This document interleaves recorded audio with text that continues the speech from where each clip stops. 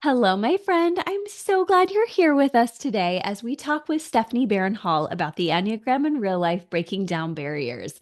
You probably know Steph from her wonderful Nine Types Co. account on Instagram. You may know her from her book on Enneagram and relationships, and she has been in the Enneagram world for a long time. One of the earliest modern initiators, truly, within the social media community. And we're all so thankful for her work because as a type 3 individual, she does everything she puts out there with excellence, with focus, and with hard work and love for us.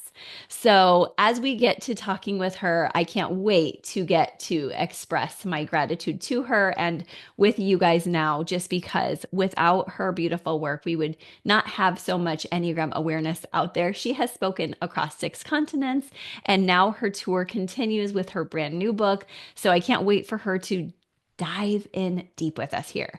Before we get to her, a couple things. One of them is don't forget our Enneagram and Marriage coaching certification starts this Thursday. So if you want to join us as a coach in training or as a counselor who already has your training but wants to add Enneagram and relationship work to it, or if you're somebody who already has both of those things or even no interest in those, but wants to deepen your dive in the Enneagram, we're going to be covering this over 12 weeks plus a bonus week where we're going to talk about cognitive functions. And I would be honored to have you with me on the journey. We're going to be going over materials we never have before. So make sure you check everything out in the show notes and use the code marriage for $500 off. Also, before Steph comes on, our marriage minute for today really started in my own living room a couple days ago. My daughter Hannah and I were talking, and she was going over some of my tax numbers with me. You guys know we're in the thick of tax season. Those of you who are business owners, we have to get things to our accountants a lot earlier. And so I was just walking through a special check with her. I had already done it, but I was like, let's just go through an additional check. You want to make sure everything's right. My inner one coming out there.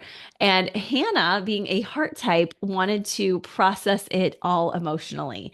Oh, let's talk about this or that experience or event. It was just so funny because I was realizing because of our different ways of communicating, our different time thresholds. I should have known she's a type 4. Her time threshold was longer. She was excited to go through it with depth. That I just had to laugh. And it hit me. We weren't having a communication problem. We just had different thresholds. And speaking of thresholds, Steph's going to talk about each of the 9 types and how we can learn to communicate better. As I said, I love her deep dive in communication. She has a master's in organizational communication. It's one of my favorite things about her. Her and I both have communication and psychology backgrounds, and I just feel like I really respect her specific work. So I hope you'll really lean in, and I hope you'll listen for all the types today, because I know even if it's not you and your partner, you have people of every type that you can learn to be in better communication with. Just like you heard today's marriage minute, it was a family moment. It was, hey, this is something I can think of for marriages, you and your partner, but it might apply to somebody in your family like it did with me too. So, okay, well, let's welcome Steph. Steph, thank you so much for joining us again on the Enneagram and Marriage Pod. Thanks for having me. I'm so glad to be back. Ah, well, we are so happy to have you. You have gifted us so much in the past and on your amazing Instagram account where we've learned so much. And we're here in a new year. You have so many new things going on, this new book. We're so Yeah. excited for you. Tell us how you're doing. And for those who haven't met you before, the few who haven't, tell us a little bit about yourself, your hubby, your pairing. Sure. My name is Steph, or you might know me online as Nine Types Co. Mhm. I have an inside joke kind of with my followers that it's 90 Pesco. Yes, I thought Because of that too. yeah, but it is Nine Types Co, but sometimes we call it 90 Pesco. That's so cute. Um, but this whole thing originated because I just created coffee mugs about the Enneagram types like in 2017. And Mm. then I started getting really into the Enneagram, and people started loving when I would write about the types themselves rather than just posting about the mugs. And Interesting. I started doing that around 2018, and it just kind of took off. And so I have since done a lot of formal education in the Enneagram, and all that sort of thing. But I my most recent project is a book about the Enneagram and how do we apply it in our daily lives. Mhm. So it's called Enneagram in Real Life. And we're going to be talking about that today, I know. But it's really important to me because I want to make the Enneagram practical for people. I don't want it to be something where it's just like a fun little thing that we see online and we don't do anything with. Like I Yeah. wanted to give people really good tools and guides to understand how to apply the knowledge that they're gaining. Um, Mm-hmm. so that's a little about me. I am type 3 and I am married to a 6. He took a long time to Yeah. find his type. I remember that. Um, Because he thought he was a one before, right? he's thought he was every type, I'm pretty sure. Um, Mm. but which is truly in 6 fashion, to Yeah, be it honest. is. Yep. Hmm. But it was really important for me to take a step back in doing my own work and allow him to find that in his own process. Yeah. So, yeah, he's a 6. Oh, I love that. You guys are doing your work, and I get excited when we have a guest like you on because I'm always excited as a seven, of course, but truly deeply excited because you bring us the actual take home, not just the fluff. You bring us to the depths. And I think we can all enjoy, okay, let's get some joy from a light, fluffy conversation. Mhm. Because that gives us a pep in our step. But when we can add to it, like, what do I actually do in my types? It just really shifts us. So that's why I'm Yeah. genuinely excited to have you in that deeper way too. So thank you for joining us. And I didn't even realize till I was reading your book this time around how you had really found it through the coffee mugs first. I was just really Hmm. surprised by that. I loved that that's how you got started. You were back with like Sarah Jane Case starting Yeah. hers. I know I started a little after you guys. That's just amazing to hear. Yeah, it was really interesting because I heard advice early on. I talk a little bit about different advice that I heard early on in my book, but one of the pieces of advice I heard was to study for 2 to 3 years before you start teaching. Mhm. And so I really took that to heart. So I really didn't start doing any sort of writing or like teaching or anything like that Yeah. until I had been studying for like over 2 years. And Good. so I think that looking back now, I'm like, I knew nothing. Oh my gosh. Right. But that's Yeah. all part of the process. And the Yeah. more you teach, the more you learn, Yeah. the more you learn from, all of these different Enneagram teachers, the more you can kind of understand how to apply it yourself.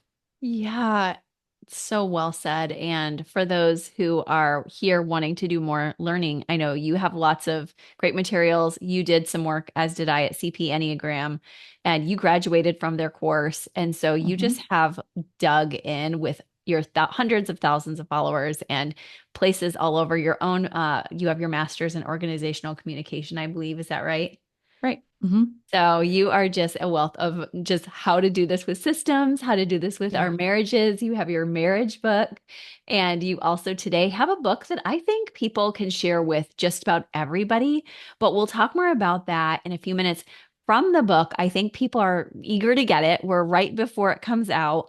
Um, Tell us a little bit about what made you feel like this is the timing for this book, and then we'll get into some questions I have about it. I think the thing is, this was really inspired by a course that I did a number of years ago. Hmm. And I have many people who went through the course. It's called Enneagram in Real Life, and as well, just like the book. But in developing that course, what I did was I surveyed people. I looked at the questions I was always getting, Yeah. which most of the questions were, okay, I know my type now. What do I do with it? Mm. And also, people who were wanting something that was um, more like meaty than what you're Mhm. getting on Instagram. Yeah. But they still didn't want to have to read like a massive book. Now, I did go ahead and write a massive book about it, right? But I think that the way I broke things down, I think it's really designed to help people, even people who are really early in their journey, to Mhm. gain some new insight. So there's really something in there for all levels of Enneagram learners. Um, Mhm. Yep. so that's what really inspired it. And um, it was funny because I did the course, I did all the email things, and afterward, I asked for feedback from people who were subscribed to me why they didn't end up purchasing, just, Yeah. to have that feedback. And one person said it should be a zine instead of a course.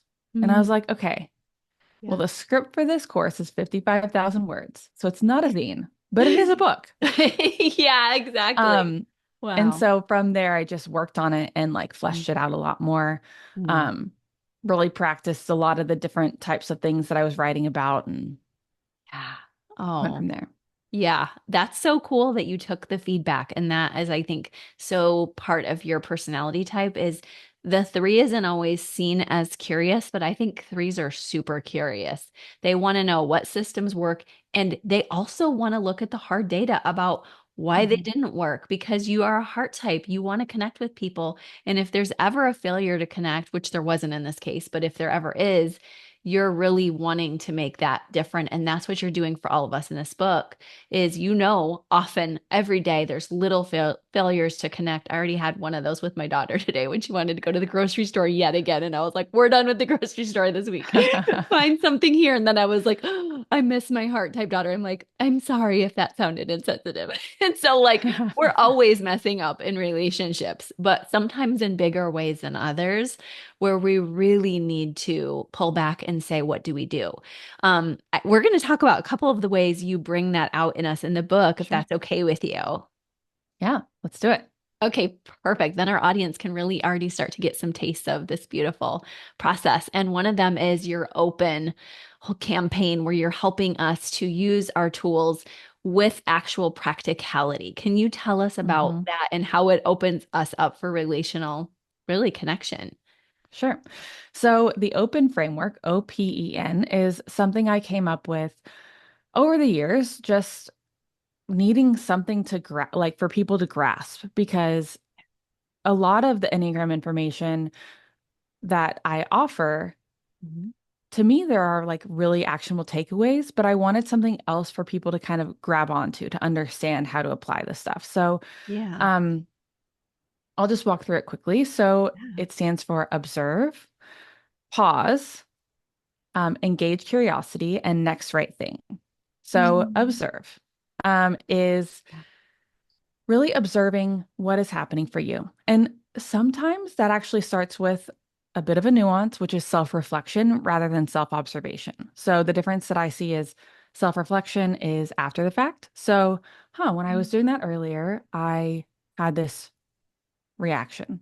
Like, Mhm. so earlier, maybe when you were talking with your daughter, Yeah, it's that's what like I was thinking. Yes, you let's use had that that. moment where you said, oh, in a moment of self-reflection, I'm thinking, oh, that Mhm. might have sounded a little harsh. And so Yeah. you went back to her and talked about it. Yeah. Self-observation would be um, in the moment when you're about to say, we're done with the store for this week, to be like, how do I communicate this in a way that's really going to land with her? Right. And so observing that impulse and maybe a little bit of impatience and then Mhm. doing something with that in the moment. Right. So, Yeah. so that observation is a little bit different. It's not as if there's a hierarchy, Yeah. um, but we can change our behavior more if we get to that self-observation place.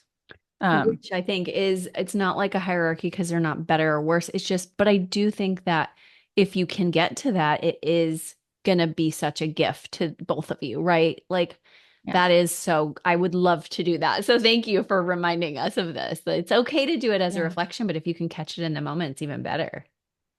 Yeah. And I think I broke these down into like little micro steps. So observe is just the Mm, like I'm seeing what I'm doing right now. feeling. Yeah, I'm feeling Very something. non-judgmental. Mm, Then we go to pause. So pausing is more about like, okay, let's just take a breath. I've seen this for like people with ADHD. Let me put my hands together and yeah. breathe. Um, and just pause and like Mm, give yourself a moment. So it's not just the observing part, which is like it can be like momentary, but then also building in just a gap. And we've heard that quote, which is often attributed to Viktor Frankl, which is debatable, but the mhm, concept is there. mhm. Um, which is to say that between observation and action, something like that. I can't remember it off the top of my head. Um, there's a pause, Mm-hmm. right? So, like, that is what we want to increase so that we have an opportunity to then choose something different. Mm, I like that. Um, because that's the really important part, right? So we want to grow that. Mm-hmm. Yeah. So when I'm talking about the open framework, it's not just you're supposed to be able to do these things all the time. What Mm-hmm. I want people to know is just get used to the observation part. Mm-hmm. Then you can start to get used to the pause part. That kind of comes naturally. Mm-hmm. And then go to engage curiosity. So Mm-hmm. this again, you'll notice in these steps, we're not even really doing anything, Mm-hmm. right? This is all kind of happening in like our minds or our feelings or that sort of thing. Mm-hmm. Engage curiosity is just wondering what else is there. Yeah. So what are my other options here? So for example, Mm-hmm. um, you might be, this is something I see a lot with twos. Mm-hmm. They feel lonely, so they pick up the phone and they go and ask somebody else how they're doing, or they send somebody an encouraging text, or they drop by with coffee at that person's work or something. Mm-hmm. So what I would say is for a two is engage curiosity. What else is an option there? Yeah. Yeah. Um, Love and that. maybe what they could think of is what would it be like if I picked up the phone and said, "Hey, I need some support." Mm. So asking Mhm. that question. Yeah. Yeah. Um, so just think of different options. It can be Mm. anything. It can be silly. It can be stupid. It doesn't really matter. Just Yeah. think of some different options. Yeah. You don't have to be married to any of them. And then next right thing is the N. Mhm. So next right thing is really about I'm just gonna try something else. Mm. So it's the experimentation phase. It's the phase of like just this one time when this happens, I'm gonna experiment with doing this other action. So maybe Mm. it is the picking up the phone and saying, "Hey, I need some support from a friend." Mhm. Um, so it's the action piece. And the reason I say next right thing is because it's um not about choosing the perfect thing or the thing you're going to do every time from now on. Mm. That's good. It's just something you could try, and then we'll see how it goes. Mm. That's neat. I love that. And I love that you gave us that open framework, literally called open, because it's open to the way life comes to you with these different rhythms, different times of the month for different people, different times of day, and different seasons of life. You might do things differently. And I love that example for the two also, because it is nice to reflect on what is happening inside of me with curiosity. And Hmm. I think that the loneliness and the heart type piece really makes sense.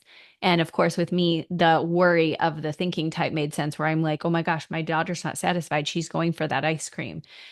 So we were able to then process out, oh, you and your brother are going to be without me and the others tonight. Why don't we think of some things you can do? Because I know you're a heart type and you want to connect. Hmm. And that was all done after the fact.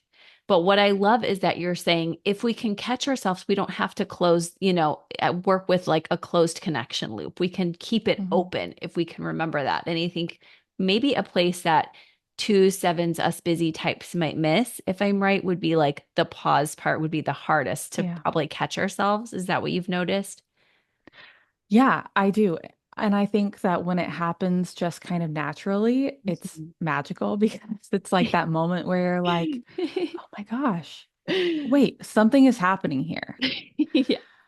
And I've Neat.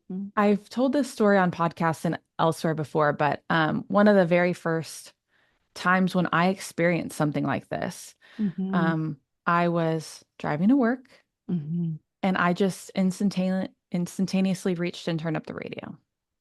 Mhm. And I was Mhm. very early in my Enneagram journey. So I had read that threes don't like to process their emotions, whatever. Yeah. And Yeah. Mm. I I wasn't really totally seeing that, and I wasn't totally seeing it as a bad thing. Ah, And so, but in that moment, I was like, wait, why am I doing this? Why am I turning up the radio? What is actually happening? And I literally paused with my arms, stretched out. And Wow. it brought me through this entire process. And I was like, okay, I'm having an icky feeling, Mm. ickiness, Yeah. which later I was like, oh, that's anxiety. Mhm. Like that is, this anxiety, maybe the anxiety is covering up this other feeling for me. Yeah. Um, and so that was one of the moments for me when I was like, okay, there is a choice here, That's good. between stimulus and Yeah. response. There's a choice, right? So Yeah. there's a choice. Hmm. Um, and it just like enabled me to open that up a little bit more. Um, That's neat. I love that because I've heard Suzanne Stabile and others talk about somebody in the 3 or 7 space who kind of just turns the radio up and parties and and I just love that you're like, I realized that I could make a different choice. Then I made the different choice and it was a different response. And I do think that's mhm, such a beautiful moment because we do have the same goal of finding that space of equilibrium, whatever our type out there, guys. We all want that peace where we're somewhere between our parasympathetic, relaxed state and then our go getter state, the sympathetic. And you and me can stay grinding and going sometimes. And so I think a lot of our listeners are there too. And it's just great for us all to be like, okay, how do we look a little differently? And then maybe sometimes the ones who are the withdrawing types, for them, they pause, as I heard from a 9 yesterday, maybe a bit for too long. And for them, getting in that space of digging in for curiosity might be the piece mhm. that is a bit trickier. Have you seen that Yeah. too? Yeah, I think that can definitely be the case. Or for fours as well sometimes, Mhm. Mhm. because there's so much that like I mean, I guess the nines would get stuck more at the pause and the fours get more stuck at the engaged curiosity, right? Yeah. But that it can be difficult. And so in the book, for each type, I give just one example, Mhm. but you're giving me great ideas that maybe I should do like a little bonus PDF with other examples for each of the types. Um, because I think that can be really helpful for people. Mhm. Like there are Mhm. snippets in the book of like, this Yeah. is just a general example. Yeah. And then for each type, there's Mhm. a specific example Yeah. of how to use it. But I think the idea is to help people embrace it and understand, like, okay, let's move to the next step. Yeah, I like that too. And I think that it's so healthy. It's not one of those things where we're like, oh, we're threes and sevens, so we just want to move you along. It's like, no, we want the relationship to thrive. We want it to stay open. So I love it. And I also love that you're like, ooh, let me keep brainstorming. Now, guys, this book is power packed. So I do want people to know this is good for an intro reader, but it's really meaty for somebody like us who's been here for a while. And I just, even the illustrations around the instincts were inspiring for me because that's my favorite area. And I was just Hmm. so blown away by that and how you made sure to clearly delineate what subtype is. So it's a really good book if you're like, I need to share this open process, but I also don't want to not learn something new. I think you will. And I want to ask about your thresholds too, because this is a creative process you've come up with to really help us see some of our differences. Can you tell us Right. about that? Yeah. So um, this came about, as many good ideas do, in dialogue with a Oh. team that I was working with. So I work a lot with different teams and organizations, Mhm. and I was working with this team, and most of them were eights. And they had this like kind of auxiliary person who was a nine who was really the go-between between them and the rest of the organization. Oh, sure. But they were getting feedback that they were intimidating, all these different things. And I was like, I mean, yeah, that's what people are gonna say, right? Um, And I'm just picturing and the nine delivering that feedback, trying to be as kind and positive as possible. Like, yeah, guys, here's what I'm hearing. yeah. And I think so. What I said is, okay, this is what's happening. The eights have a higher threshold for what feels like conflict. Yes. So imagine if the eights, their threshold is up above their forehead level, right? So I'm, Mm. gesturing my hand above my forehead. Yeah. And somebody else they're talking to, their threshold for conflict is like below the chin, you Yeah. know? Yeah. So it's like way lower. Yeah. So if you have a conversation somewhere right in the middle, right between those spaces, Hmm. the eight goes away thinking, we had a great conversation. And Yeah. the other person thinks, oh, we're in a fight, Yeah. right? Hmm. And so we see this so often with each of the types in different areas. And Hmm. so helping people not only for the eight to understand, hey, I have a different threshold for what feels like conflict, you Hmm. know, like maybe I should check in with that person, or maybe I should just, make sure that they know we're all good. And for the other person to say, okay, I have a different threshold for what feels like conflict. Maybe the eight is not mad at me. Yeah. Let's consider that, right? So for both people to Mhm. kind of take ownership over it. Yeah. Um, but for each of the types, we have different thresholds for things. Mm. Like threes have different thresholds than sevens for what feels like it's worth celebrating, right? Mm. Wow. So a Fascinating. three is going to say, well, I mean, yeah, but I did it, but Hmm. now It it's in the wasn't. past and I'm moving on. Hmm. And the seven is like, oh my gosh, that's amazing. You killed it. It was awesome. Let's Yeah. celebrate. Yeah. And so you can see these different types of thresholds that we each have. And Hmm. I wanted to outline that in the book because it was a concept that I kind of came up out of thin air, basically, it felt like. Yeah. And I really wanted to have it on paper for people to understand this is another way that we each show up in a different way. And Mm. it's really helpful to understand yourself and to understand others around you and their different thresholds. It's fascinating. And you talk about that also in the book from a window of tolerance standpoint, which I think is a great connection. And then you go into like our internal selves with IFS work, internal family systems, which we've talked about some on this pod. Mhm. And I like how you remind us like it's dependent once again on seasons, but also on type. And so Yeah. knowing who your people are and who your partner is for the Enneagram and Marriage podcast, who your family is so helpful. So, Mhm. do you have it like a few little things we could talk about with each type for a couple minutes just to give some clues around thresholds? I know this isn't necessarily part of the book, but I just thought it'd be neat to hear if there was, because we gave a couple examples of types, but would that be okay?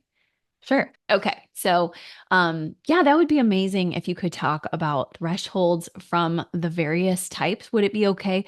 We just started with eight, but would it be okay if we went back to one? And no, you know what? Yeah. Can we start with nine? Because our nines love Sure. when we start with them. Yeah. Okay. Yay. I'm so Um, glad. and what I'll mention is that in the book, you have two high thresholds and two low thresholds for each type.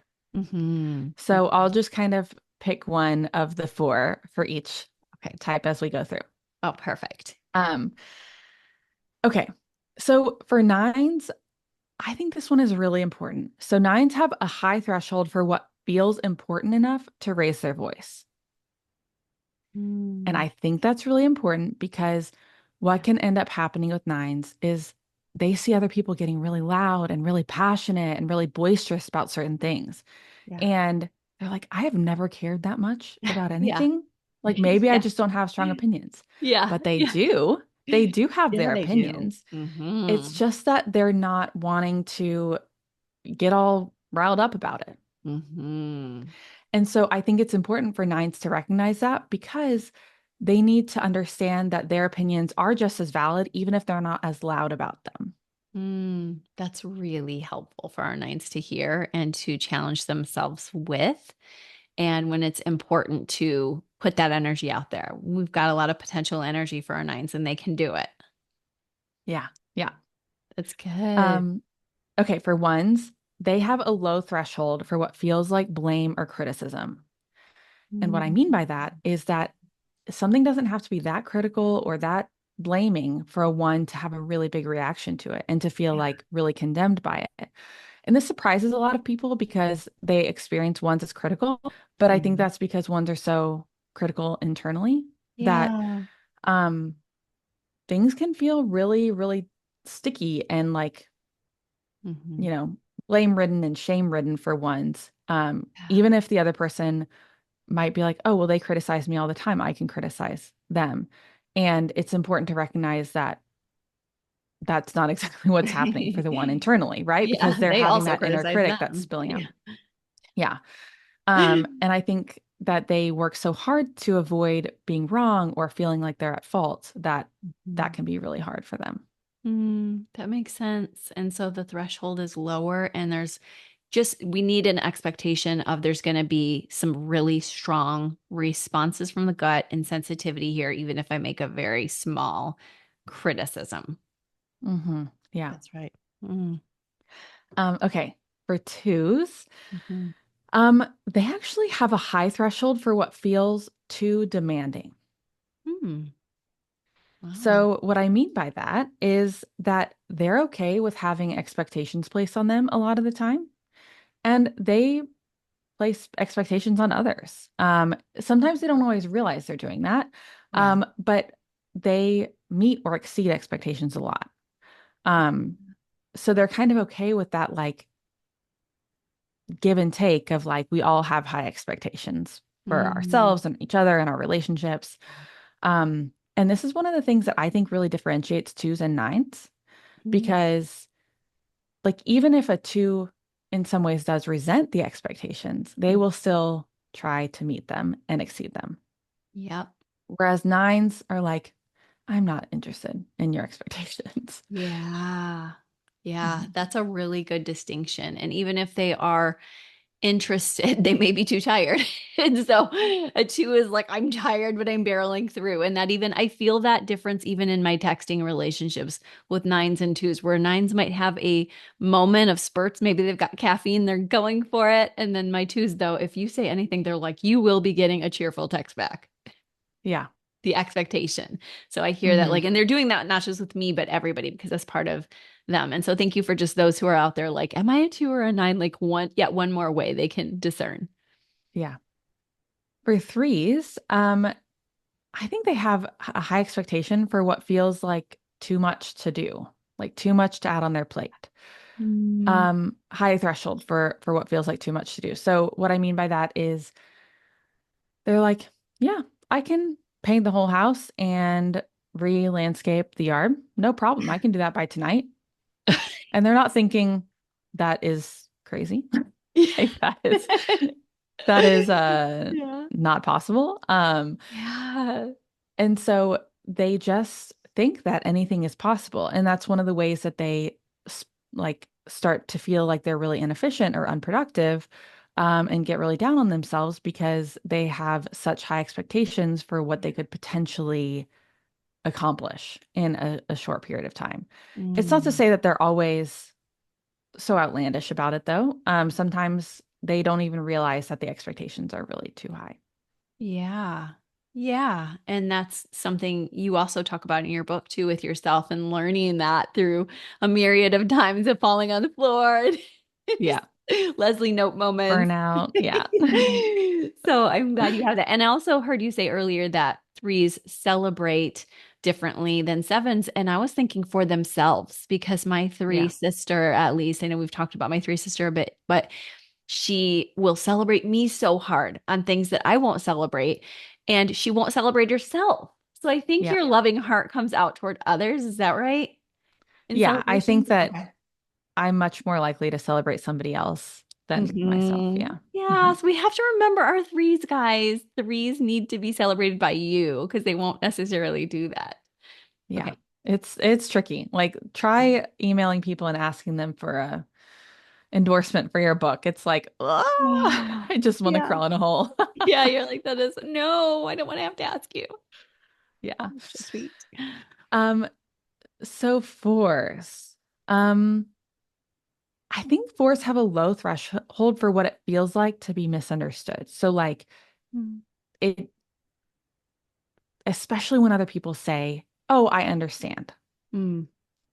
And actually, my assistant, who's awesome, is a four, Yeah. and she has Yeah. told me in the past what can be really hard is when people say, "Oh, I get it, I understand," because she's like, "But you don't, and you think you do, and that's part of the problem."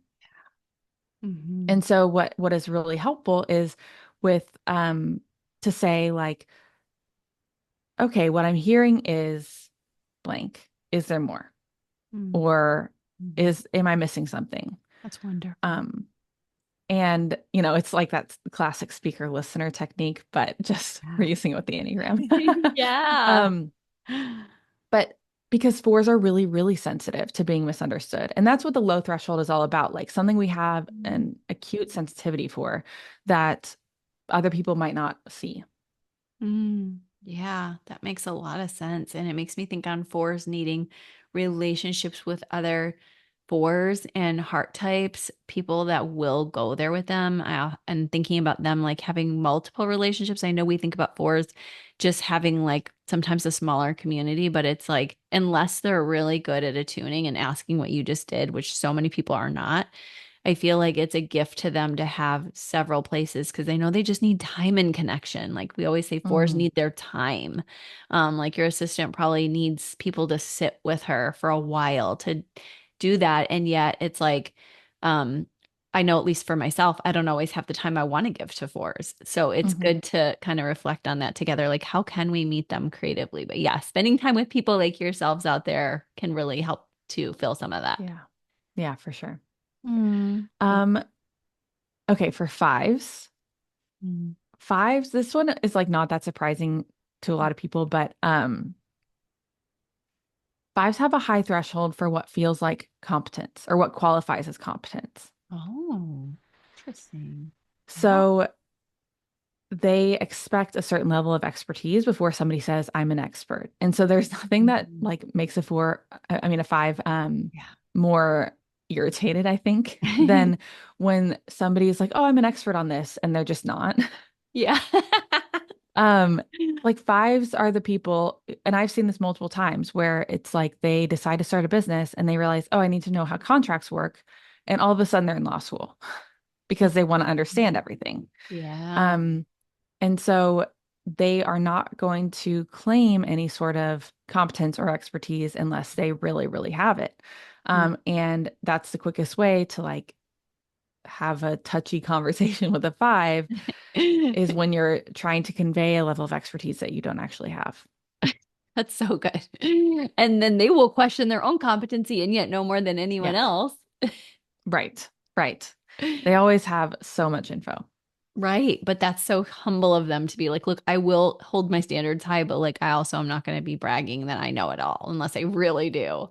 So, Though I oh, think sometimes what can be hard for fives is when they actually are wrong about something. Like if you've ever had a conversation with a five and you're like, oh, well, actually, this data shows this, yeah. and they just die inside. And I'm like, it's Yeah. okay. Yeah. It's Right. totally okay. Like, I don't expect Yes. you to know everything, but they expect Yes. that of They themselves. do. And they're like, I feel so bad. I let you down. And you're like, no, it was so small, like such a small human error. So you've just revealed something about our sensitive five's hearts. Yeah. Yeah. They're a lot more sensitive than they let on, for sure. Hmm. Hmm. Um, I think for sixes, a good one is they have a low threshold for what feels like dishonesty. Mm. Sixes No. want honesty. Like, there is nothing worse than being lied to. And so they would rather know the worst of the worst than to be lied to. So one way that I Yeah. used to violate this a lot in my relationship is I'd Yeah. be like, I want to do this project. My Mm. husband's like, okay, what is that going to entail? And I Yeah. would downplay Yeah. maybe the cost or the timeline or Yeah. oh, it'll just be easy. It'll be like XYZ. Yeah. And I didn't realize how that would really be damaging, not necessarily for our relationship, really, but more Yeah. so for, I mean, maybe, but more so for like the likelihood that he would say yes to my project idea Right. Yes. because he could tell like I wasn't being entirely forthright about Yeah. the expectations, or he would be like, well, or you're just not seeing it clearly. And that's a Mhm. red flag for me, right? Right. Mhm. So, And sixes will find out either way.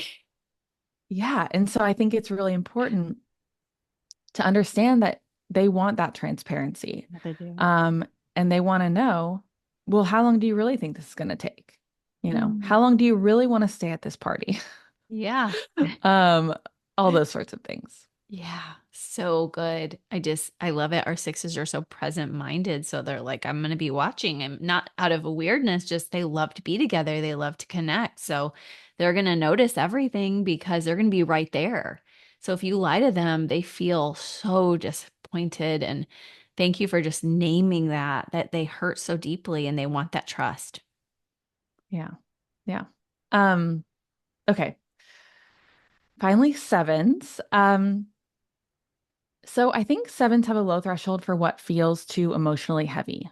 Yeah. And the reason I highlighted this is because I think sevens get a reputation for being unable to handle emotions. Hmm. And it's not really necessarily that. It is more so that they can handle them in smaller amounts or in shorter bursts. Yes. But like when it gets too heavy, that's when they start to feel trapped. Um, Hmm. and I don't know if read the opening snippet for type 7, but some people in the book, but some people might assume that the person that I'm writing about is a 3. She's a Yeah. 7, Hmm. but I highlighted some of the other aspects of 7 that are not just like all the fun-loving, like happy-go-lucky ways that Yeah. they are, Which I but appreciated. problem solving and Mhm. having a difficult time, sitting still. And I think that those things are really important because they're often missed when we Mhm. have this like very shallow perspective on type 7. Yeah, yeah. And why are they having a hard time sitting still? And, Hmm. often as you know, they're not familiar with their own anxiety. And so Right. I always say this on my podcast, but it's worth repeating since you're here today. Sometimes I'm just like right now, even I didn't know it until you said it, but I was like rubbing my thumb on my finger. Just that's my way of stimming and sitting still because I'm very hyper. And Yeah. so it's like the emotions feel like they're too much. And just talking to a 7 couple this week, and we were just joking about not hugging for too long because that's really hard for us.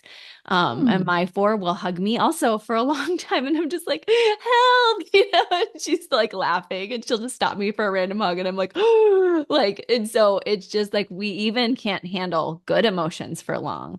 And it's part of us from 0 to 5. We do our best. We absolutely need to grow there and to grow more expansive and hold it longer. But we're just like everybody else, we're in process. So it's good that you just named it that.